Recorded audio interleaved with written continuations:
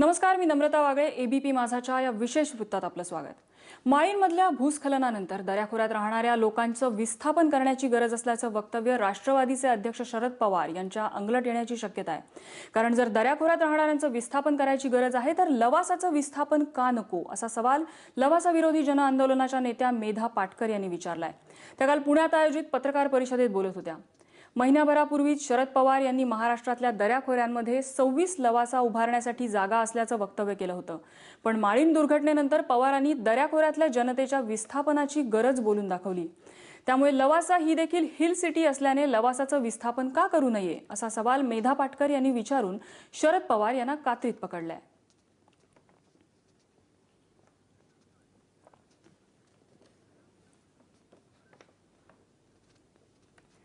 आणि शरद पवार हे कायमच आपल्या वक्तव्याने इतरांना गोत्यात आणतात, परंतु कदाचित असं पहिल्यांदा घडलं असेल की शरद पवार स्वतःच्याच वक्तव्यामुळे गोत्यात आलेले आहेत. मग लवासासारखं ठिकाण हे का विस्थापित करू नये, आणि याच अनुषंगाने आपण आज चर्चा करणार आहोत. आपल्यासोबत आहेत ज्येष्ठ सामाजिक कार्यकर्त्या मेधा पाटकर, त्याचप्रमाणे सामाजिक कार्यकर्ते विश्वंभर चौधरी आणि राष्ट्रवादीचे प्रवक्ते अंकुश काकडे फोनवरून आपल्यासोबत असणार आहेत. सर्वप्रथम माझा प्रश्न आहे अंकुश काकडेंना. काकडेजी, एक लवासा निर्माण झालं त्या बाबतीत असा धोका बोलून दाखवला जातोय, अजूनही तुम्ही 26 लवासांच्या बाजूने आहात का?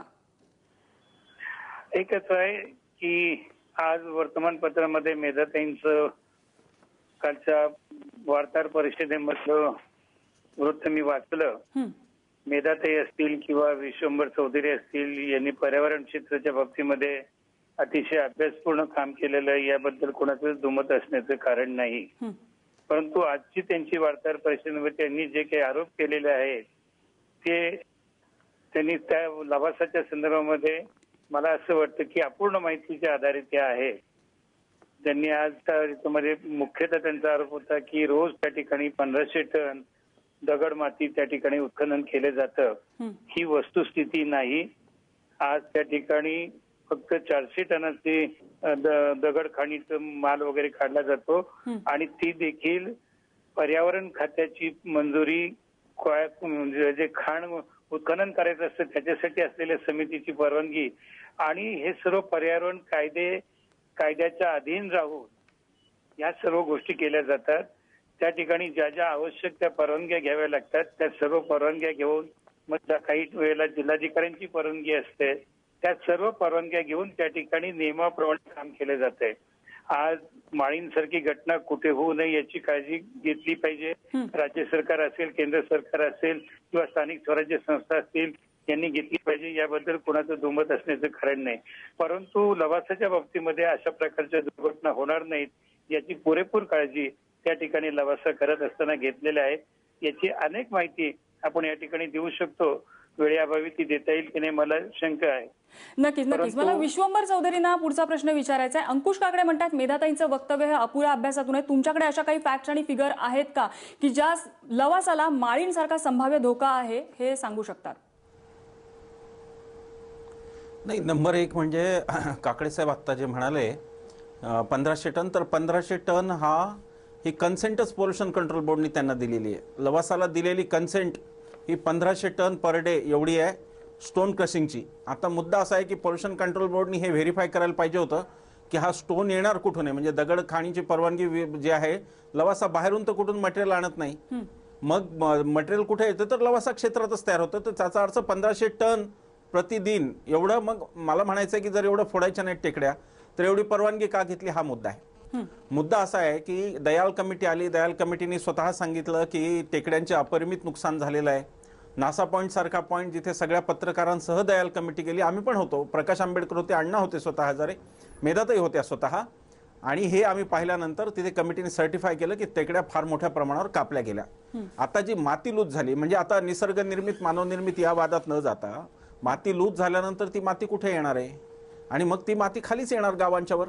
कारण पाणी मुरत राहणार त्या डोंगरांमध्ये. जिथं झाडही कापली माती, त्या डोंगर आज बोडके आहेत, तिथे वर फक्त कापलेलं आहे, कटिंग केलेलं आहे आडवं, आणि तिथे त्यामुळं झाडही नाही तर माती लूज झालेली, ती माती खाली येईल. हा धोका सहज आहे अगदी. दुसरा धोका की लवासाचं जे आता उदाहरण तुम्हाला सांगतो. लवासानी आता काकडे साहेब म्हणतात की फार काळजी घेतली, पण दयाल समितीचाच रिपोर्ट सांगतो, मी माझ्या मनचं काही सांगत नाही त्यांनी सांगितलं की जलाशयाच्या जवळ कधीही कुठेही बेसमेंट घेतलं जात नाही, पण लवासाच्या कन्व्हेन्शन सेंटरमध्ये ते बेसमेंट घेतलेलं आहे. जलाशयाच्या जवळचा भाग हा नेहमी रिस्कचा असतो आणि म्हणून शहरातल्या तलावांच्या नद्यांच्या बाजूला सुद्धा बेसमेंटची परवानगी नाही, पण लवासाने ते केलेलं आहे. आणि बोंगाळे नावाचे अधिकारी होते टाउन प्लॅनिंगचे, त्यांनी रिपोर्ट केलेला आहे हा सगळा राज्य सरकारला. मी किंवा मेधाताई किंवा सुनीतीताई आम्ही काही म्हणतो सांगतो असं अजिबात भाग नाही. आम्ही फक्त म्हणतोय दयाळ कमिटी सांगते की एवढं धोकादायक आहे तर मग त्याचं काहीतरी केलं पाहिजे. गाडगीळ कमिटी जर सांगते की पश्चिम घाटात एवढे धोके आहेत तर त्याचं काहीतरी केलं पाहिजे. आणि हे आरोप नसून हा एक प्रकारे इशारा आहे की धोके असतील तर काही तिथे आपण बघितलं पाहिजे की नेमकं आत्ता काय केलं पाहिजे. आणि धोका प्रोन आहे, रिस्क प्रोन ही एरिया झालेली आहे. त्याचं कारण की कटिंग फार मोठ्या प्रमाणावर, हिल कटिंग 1500 मेट्रिक टनची परवानगी पोल्युशन कंट्रोल बोर्डची आहे, ती मी कधीही दाखवू शकतो. ती आम्ही सेक्रेटरींना सादर केली, ती आम्ही दयाल समितीला सादर केली. इतर कोणाला 1500 टन प्रतिदिन एवढी परवानगी महाराष्ट्रात अजिबात नाही. त्यामुळे डॉक्युमेंटरी एव्हिडन्स हा महाराष्ट्र पोल्युशन कंट्रोल बोर्डचा आहे. आम्ही काहीच आमच्या घरचे कागद देत नाही. नक्कीच. मेधाताई, अंकुश काकडे असं म्हणतायत की कालचं तुमचं वक्तव्य जे होतं ते अपुऱ्या अभ्यासाचं होतं, अभ्यास पूर्णपणे झालेला नव्हता आणि त्यातून आलेलं हे वक्तव्य. काय सांगाल तुम्ही?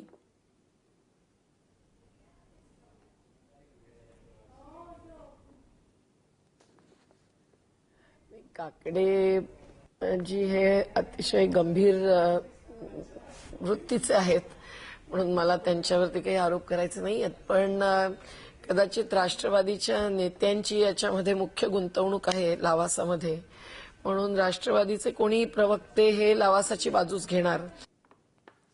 लावासाचं म्हणजे कोणी अभ्यासलंय आणि कोणी नाही याचा शोधच घ्यायला पाहिजे. कारण लावासामधल्या जमिनी त्या आदिवासींच्या, सिलिंगच्या, इनामाच्या या सगळ्या कशा वळवल्या, त्याच्यामध्ये अंगठाही दिलेला नसताना शेतकऱ्याची जमीन त्यांनी विकली असं दाखवलंय. पॉवर ऑफ अटर्नीचे कागद नाही आहेत तरी 6 एजंट्सच्या मार्फत लावासा, हे सगळं प्रकरण सुद्धा आम्ही काढतोय, केवळ पर्यावरणीय नाही. आणि म्हणून लावासा हे एकूणच प्रकरण त्याच्या पर्यावरणीय आणि सामाजिक अतिशय विघातक आणि अन्याय्य आणि बेकायदेशीर या मार्गाने झालेल्या प्रगतीच्या संदर्भात आम्ही अभ्यासूनच बोलतोय आणि त्याला प्रश्नचिन्ह लावतोय. आणि हे आजची गोष्ट नाहीये, कालच्या प्रेस कॉन्फरन्सची गोष्ट नाहीये, तर गेली अनेक वर्ष. आणि तिथले लोक जे काही उरलेले आहेत, कातकरी, धनगर समाजाचे, आदिवासी, हे सगळे लढतायत. आमच्या सुनीतीताईंसारख्यांचा आधार घेऊन लढतायत, सगळ्या डॉक्युमेंट्स काढून लढतायत, जातीच्या दाखल्यापासून सगळं तयारी तिथे आत्ता करतोय. आणि पर्यावरणीय जो मुद्दा आहे तो पूर्ण पश्चिम घाटाचा मुद्दा हा अगदी विश्वंभर भाऊ म्हणाले त्याप्रमाणे गाडगीळ समिती काय आणि त्याच्यानंतर जरा कमजोर रिपोर्ट देणारी कस्तुरी रंजन समिती, या दोन्हींच्या मार्फत आता स्पष्टपणे पुढे आलेला आहे. लावासा 400 टन जरी माती रोज काढत असले तरी मुगाव सारखं गाव, मला वाटतं आपण पत्रकारांनी सुद्धा आणि अंकुश काकडेंनी सुद्धा तिथे जाऊन पाहावं की चाललं आहे तरी काय. आणि ज्या 2000 हेक्टर्सला त्यांची मंजुरी आहे ती मंजुरी सुद्धा केंद्रीय पर्यावरणाची न घेता जी गरज होती घेणं कायद्याने बंधनकारक होतं, यांनी राज्य सरकारची मंजुरी मिळवली. त्यासाठी सर्किट हाऊसवरती विलासराव देशमुख आणि इतर यांची कशी बैठक झाली आणि पॉलिसीज कशा बदलल्या, केवळ पवार साहेबांच्यासाठी म्हणूनच म्हणायला हवं, कारण त्यांच्या मुलीचे आणि जावयाचे शेअर्स त्याच्यामध्ये होते. ते आम्ही मुद्दा उठवल्यानंतर त्यांनी विड्रॉ केले, पण 26% शेअर्स होते. हे सर्व कहाणीतून आम्ही बाहेर काढून आमच्या हातात डॉक्युमेंट्स आहेत म्हणून बोलतोय. आणि हेच नेमकं पर्यावरण मंत्रालयाने आमचं म्हणणं मान्य करून कागद आणि कायदे तपासून कागदोपत्री आणलं. आणि म्हणून लावासाचं काम पहिलं थांबलं, कोर्टाने ते थांबवलं. आणि नंतर दिल्लीमध्ये कसा दबाव प्रभाव आणला गेला, त्यातून जयराम रमेशांना कसं धारेवर धरलं गेलं, ही सगळी हकीकत मला माहिती आहे. काकडे साहेबांना कदाचित माहिती नसेल. माळीण दुर्घटनेच्या पार्श्वभूमीवर आता लवासाला सुद्धा ट्रीट करायचं का, म्हणजे तिथून लोकांचं विस्थापन करायचं अशी मागणी आहे तुमची? लावासा हे विस्थापितांच्या कबरेवरती बांधलेल्या महालासारखं आहे. आता लावासा जे बांधलं गेलंय दासवे सारख्या गावामध्ये ते हटवा असं आम्ही म्हणत नाहीये. पुन्हा विस्थापनानंतर दुसरं विस्थापन, परंतु त्याबाबतही इशारा देऊ इच्छितो. कारण एकूण ते जे मोसे नदीचं खोरं आहे आणि तिथले पहाड, तिथले जंगल, तिथले पत्थर, या सगळ्याची तोडफोड ही कधीतरी फार महागडी पडणार आहे.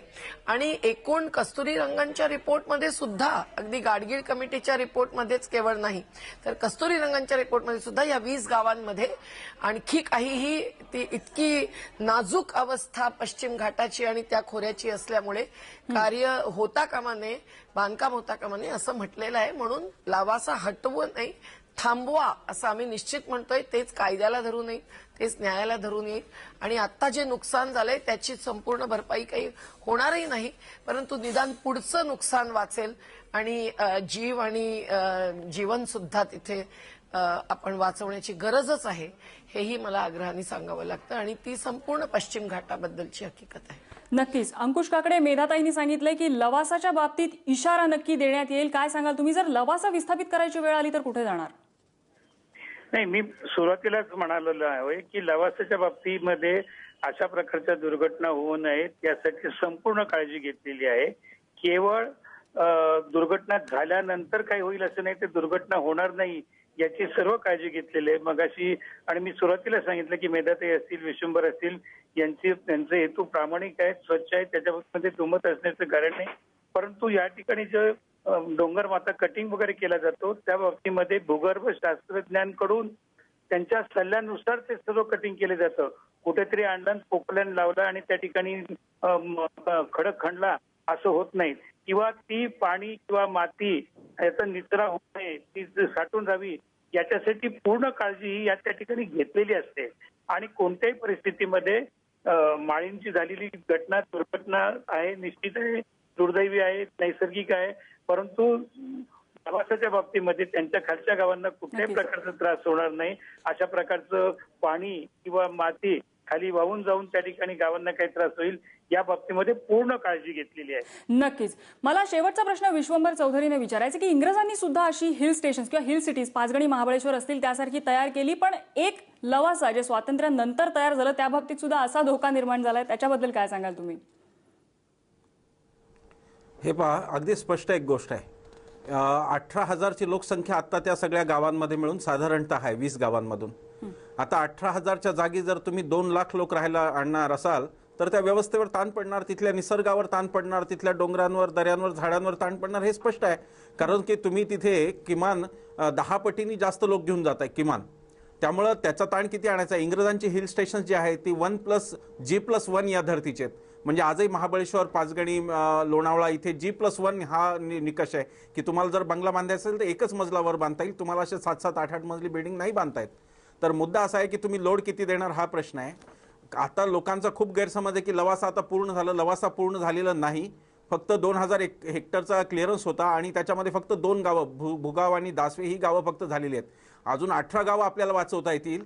18 गावांच्या मध्ये ही रिस्क कमी करता येईल. लवासाची परवानगी जर रद्द केली उर्वरित 18 गावांची तर त्या गावांचं नुकसान टळेल. कस्तुरीरंगन समितीने ही सगळी गावं आता संवेदनशील म्हणून जाहीर केलेली आहेत आणि त्यामुळे लवासाला असंही आता कायदेशीररित्या परवानगी मिळेल का इथपासून शंका आहेत.